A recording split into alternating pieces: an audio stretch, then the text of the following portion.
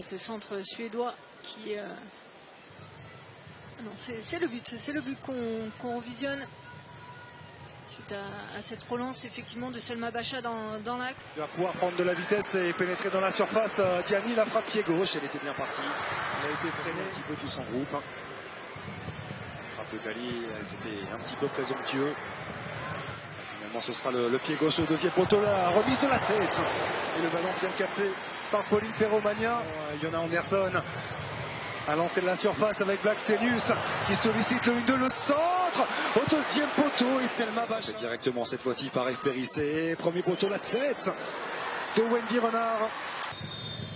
Et il n'y aura pas de temps additionnel dans cette première période qui s'achève donc sur ce score de 1-0 en faveur de la Suède. Diani qui a vu le départ de Melvin Mallard. Là, il n'y a pas de position de hors-jeu. Melvin Mallard qui a levé la tête. La frappe, elle a cherché le premier poteau. Ce sera le petit filet extérieur. Et le bon crochet également derrière à pied gauche. La frappe du pied droit. Elle cherchait le premier poteau. Oulay Matassar.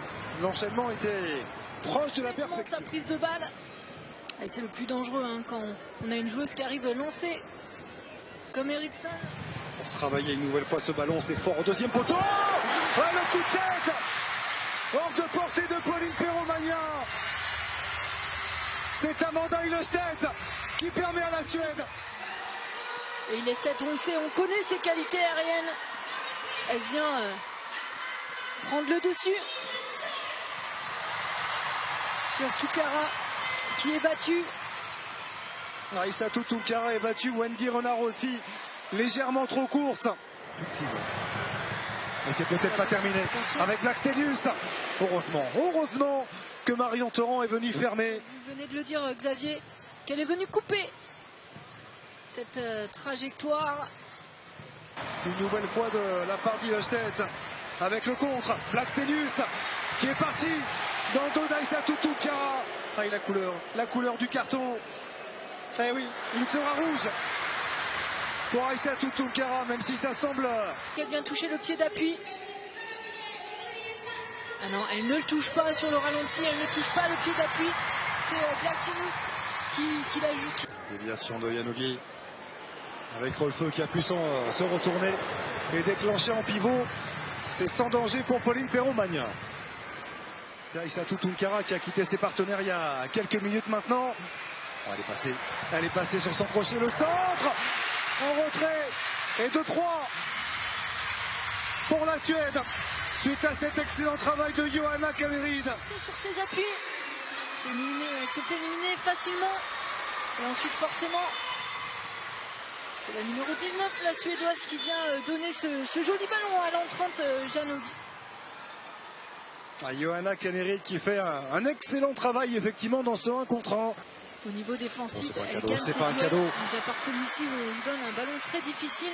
Cette relance de Pauline Perromagnan, Kaneryd, le crochet derrière la jambe d'appui, le petit ballon en retrait avec la frappe de l'intérieur du pied. Oh, il a superbement volé. On perçoit, elle ne met pas de puissance.